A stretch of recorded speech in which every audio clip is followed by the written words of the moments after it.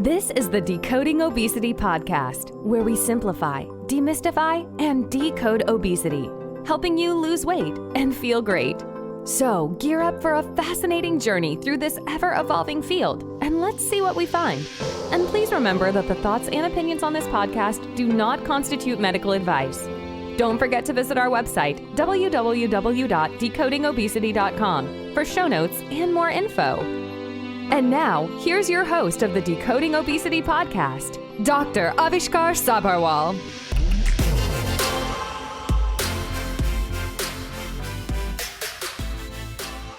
Hi, friend. I hope you've been enjoying my podcast. I hope to provide you all with as much value as I can so that you can start on your journey towards better health. With the recent legalization of recreational marijuana in many states here in the US, I thought it would be interesting to do an episode on this. I wanted to know more about how marijuana relates to the problem of obesity that we are facing these days. I know this is a fairly controversial topic, and that is why I wanted to know what science has to say about this.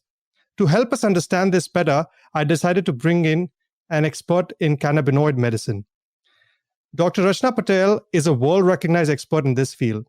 She completed her undergraduate studies at Northwestern University in Illinois and earned her medical degree at Touro University in California. She ventured into cannabis medicine in 2012. In 2014, she started her own practice. She has published a book in partnership with Penguin Random House and has grown a YouTube channel to over 1 million views. She has been interviewed on over 300 podcasts, and she serves as a go-to media correspondent and has taken stage internationally, educating both medical and non-medical audiences about cannabinoids. And we're so fortunate to have her with us today. Welcome, Rachna. Thank you so much for joining us. Yeah, absolutely. Thank you for having me. You know, interestingly, I was listening to your episode on another podcast, and it was basically about your journey and what an amazing journey you've had, you know, with the brand that you've grown when you started your journey with cannabinoid medicine. Well, as we all know, marijuana is a very commonly used recreational drug globally, and it has been around for a very, very long time. The main psychoactive substance in marijuana is delta-9-tetrahydrocannabinol, or THC. So, Rachna, what is the endocannabinoid system and what is its role in the human body? Sure. So just like a lot of other systems in the body, homeostatic regulatory systems, it's yet another homeostatic regulatory system that is fairly recently discovered, which is why a lot of us medical professionals especially have not had a chance to really thoroughly dive into it, during our medical studies. So yeah, it has a lot of important roles, especially even on appetite. Yeah, and that's very interesting because it does have a very profound impact on the appetite, right? And that's why a lot of times we use drugs that are analogs for basically the receptors of this system to help us increasing the appetite. So let's just talk about what impact it has on our appetite centers. Yeah, so it affects appetite in a couple different ways here. So first and foremost, when THC interacts with cannabinoid receptors, so cannabinoid receptors are part of the endocannabinoid system. And for those who don't know, THC is a chemical compound that comes from the cannabis family of plants, It's more prevalent in marijuana than it is in hemp, and marijuana and hemp are part of that cannabis family of plants. So when THC interacts with cannabinoid receptors, specifically CB1, it causes an increase in ghrelin. And as you may know, ghrelin is a hormone that drives you to eat. So that's one of the ways, It makes food taste and smell better, because it stimulates the olfactory bulb, So a pizza really tastes like a normal pizza. There'll be more sensations of flavor and smell that will cause you to eat more. The other way that it impacts appetite is that it activates a subset of neurons called the propiomelanocortin neurons, which are in the hypothalamus, and it causes them to release a chemical, beta endorphins, which stimulate appetite and cravings. So numerous different ways in which specifically THC helps to stimulate appetite. Yeah, I guess that's what causes the munchies, right? Yes, exactly.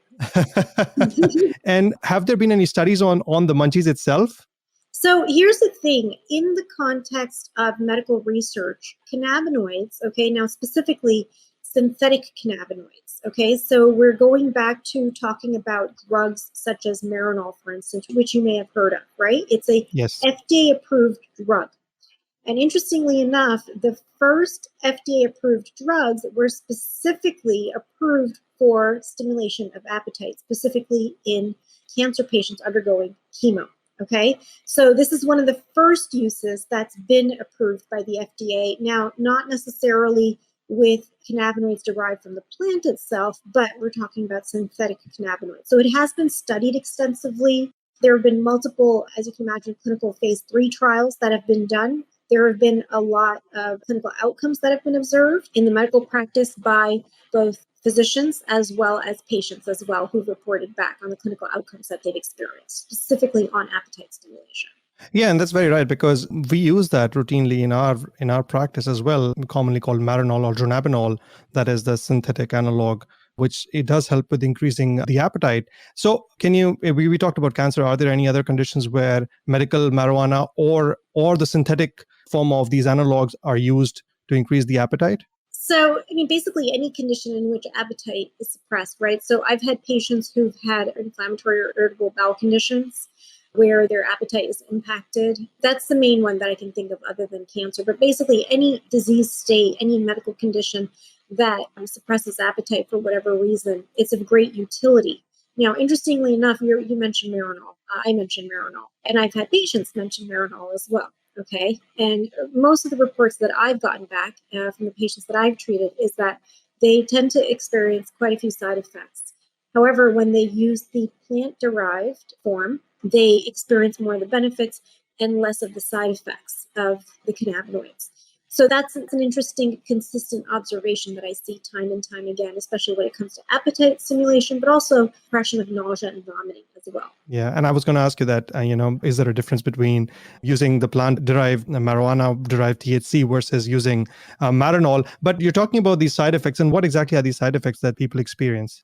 Yeah, so they experience side effects such as anxiety, palpitations, dizziness. And these are common side effects of THC. When it's plant-based, when consumed at toxic levels, these are very common side effects. Now, what's going on with the synthetic is that it's just the synthetic. It doesn't have any of the other cannabinoids. And research shows that CBD, when CBD is in the plant, it helps to mitigate some of the side effects of THC.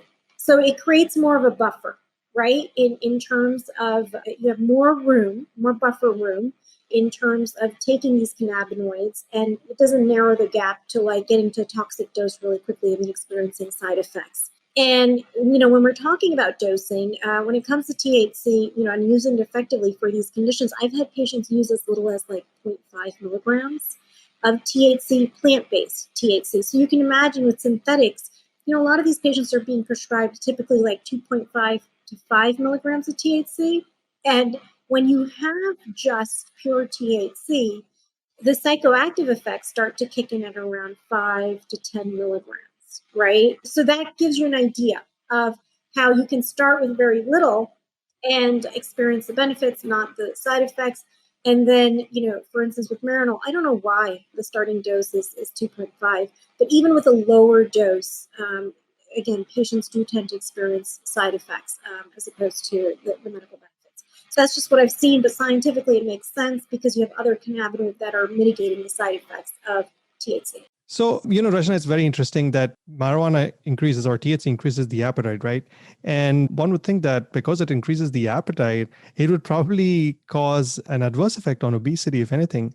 And I was researching this because I wanted to record this episode, and I was actually surprised.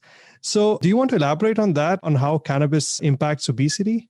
Yeah, so it actually doesn't cause obesity. And this is really interesting because there's been 3 different studies, and these are fairly extensive studies that have been done. So let me walk you through them. Okay, so study number 1, they followed 3,617 participants, ages 18 to 30 for 15 years. Okay, and they compared them to participants who had no history of marijuana use. And these participants did have a history of marijuana use. Okay, so they compared both. And the participants that used marijuana for more than 1,800 days for over the 15-year period. And the study found that the marijuana users consumed about 600 more calories per day than the non-users, but there was no increase in their BMI. Now, another study looked at obesity amongst 50,736 marijuana users and non-users. And basically, in this particular case, a user was anybody who used marijuana at least 3 times per week over the previous 12 months. A non-user was anyone who reported no cannabis use in the previous 12 months. So in one group, the obesity rate was 22%, and this was in the non-users, and 14.3% in the users. And in another group, the obesity rate was 25.3% in the non-users, but only 17.2% in the users. So the rate of obesity is actually less in the users than the non-users. Yeah, this is so weird. Yeah.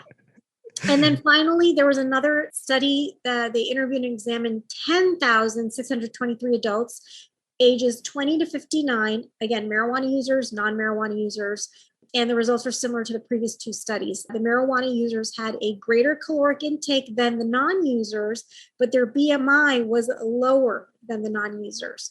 So yes, there's a perception out there that marijuana causes weight gain by way of causing the munchies, but the results of this study, these studies definitely challenge that notion. And what may be going on, what's being postulated is that marijuana plays a regulatory role. And so in those, it increases weight in those that are of low weight, but in those of normal weight or who are overweight, it's not the case. That's very interesting. I mean, I'm hoping that more studies come out and, look at the impact of how marijuana can be used, if it can be used in the treatment and management of obesity. I mean, there have been some drugs that have been, Yes. created, and we'll talk about that. But do we know if it has an impact on insulin resistance and diabetes also or not? Because insulin plays a very big role, in the pathophysiology of obesity. Yeah. So, as far as we know, it doesn't really have an impact on the production of insulin or the reaction of cells to insulin, as far as we know. Because I've had patients come in asking, hey, can I treat my diabetes with marijuana? Amongst a slew of other conditions that they want to treat with marijuana.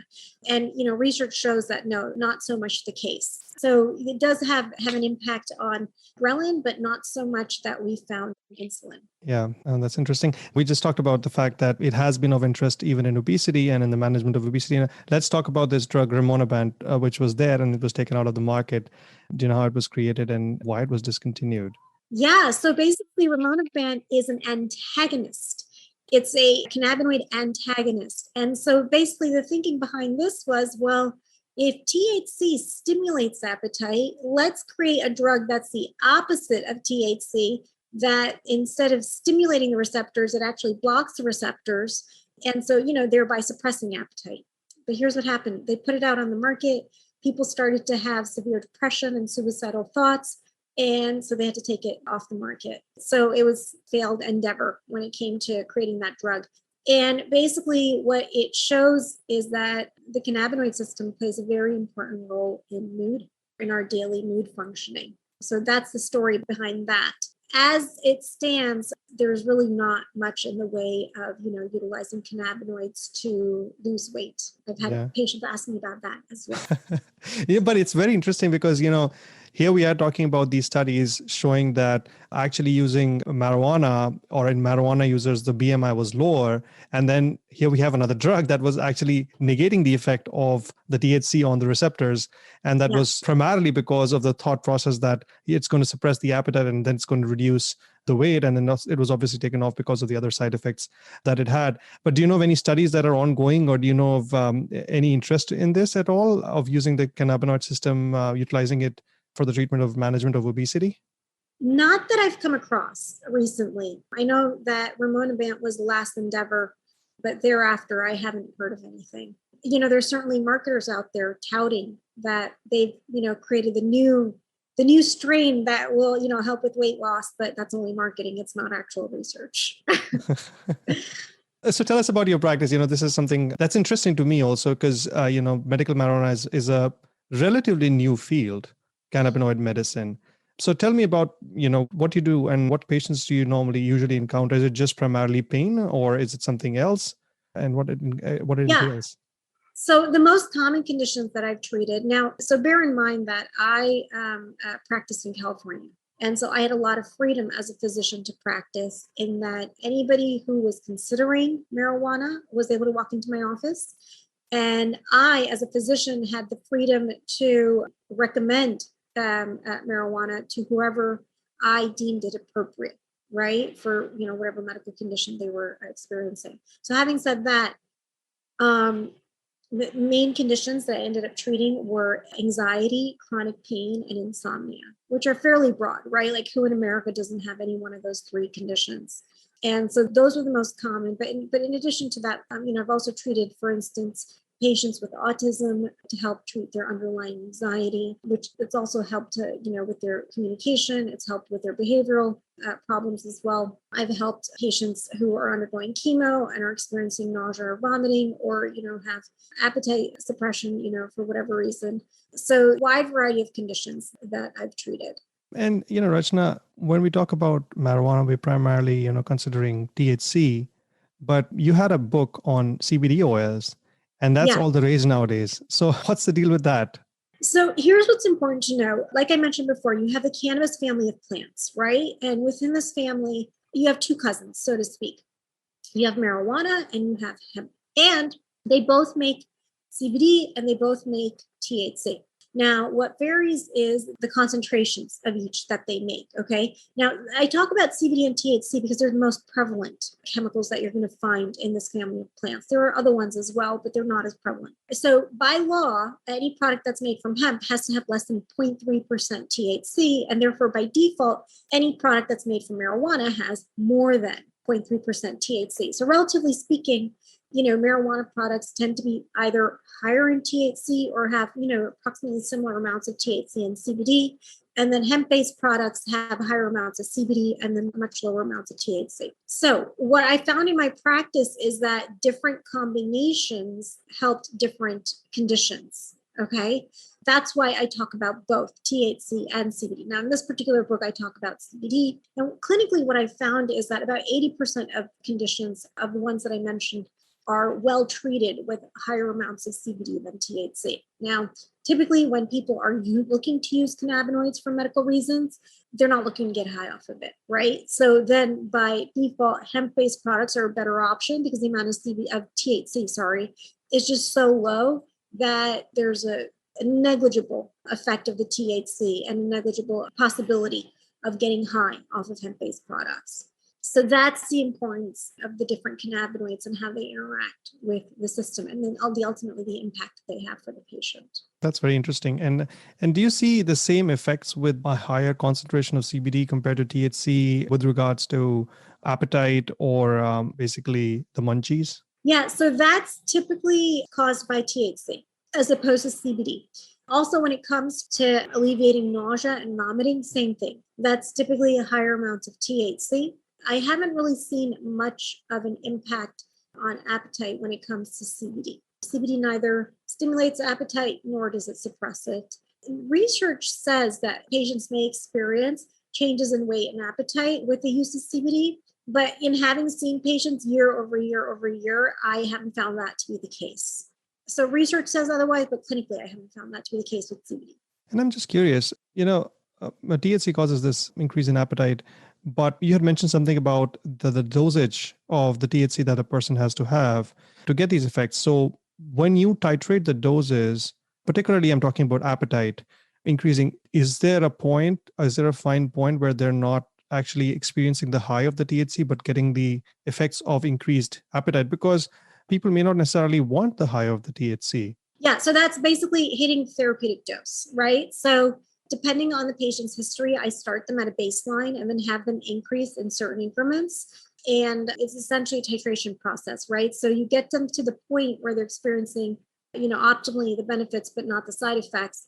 And should they be experiencing any side effects, then I have them, lower the dose slightly. So it's just a matter of hitting that right dose. And that varies highly from person to person.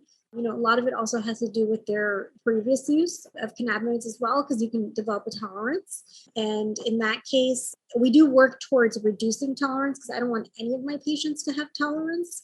because that's getting to a point where you're getting in the medical world what we know as receptor downregulation, right? And so you don't want that. So yeah, it's just walking them through a process of, how to use the products. Some products are more measurable than others, like for instance, edibles, chocolates, for instance, tinctures, which are used sublingually, but inhalation, not so much, right? The only measurable unit there is the potency of whatever it is that you're utilizing, whether it's oil or actual, plant material itself. Interesting. So when you're titrating it up, is it kind of safe to say that people start experiencing the increase in appetite before they start experiencing the high as far as the dosage goes? Yes, that's what I found. Yeah. So when you're within that therapeutic range, that's when they're experiencing, the appetite stimulation, the reduction of nausea, vomiting. And then once they get into, so that's the therapeutic range. Once they get into the toxic dosing range, that's when they start to, say that, I'm starting to experience anxiety. I'm starting to experience palpitations. And if you're really overdoing it, that's when you get to the realm of experiencing auditory and visual hallucinations, but you really need to have consumed a severely toxic dose to get to that point. Yeah, well, this is such an interesting conversation that we've had. Do you have any parting thoughts, Rachna? No, we covered quite a bit on a narrow focused topic on appetite, and we dove deep into in terms of how things work. But there's always more that I can talk about. But no, I think we covered a lot within this narrow topic. That's great. So how can people find you? So people can follow me on my YouTube channel. I'm always answering questions there. So you can just Google the CBD expert plus Dr. Patel, and my channel will show up on the first page of Google at the very top. So just click on that, subscribe. And I'm always on there answering questions. And then same thing on Instagram. My handle is at Dr.Rachna, RACHNA _Patel, PATEL. And I'm always answering questions on there as well. Yeah, I'm going to leave all these links on my show notes as well. So, people can find you if they need to find you. Well, this has been such an interesting episode and such an interesting discussion that we've had, but that's all we have time for today. Friends, don't forget to subscribe and don't forget to write a review on Apple Podcasts if you haven't done so already. And thank you so much, Rachna, for coming on and, sharing your views and your expertise with us on cannabis. And thank you everyone for tuning in, and I'll see you all next time. You've been listening to the Decoding Obesity podcast.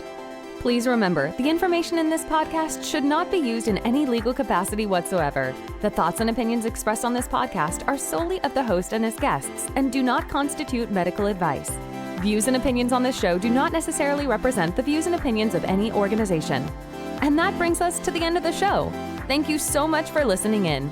Don't forget to visit our website, www.decodingobesity.com, for show notes and more info. And if you've enjoyed this episode, please feel free to rate, review, and subscribe on your preferred podcast listening platform. We really appreciate that effort. Until next time.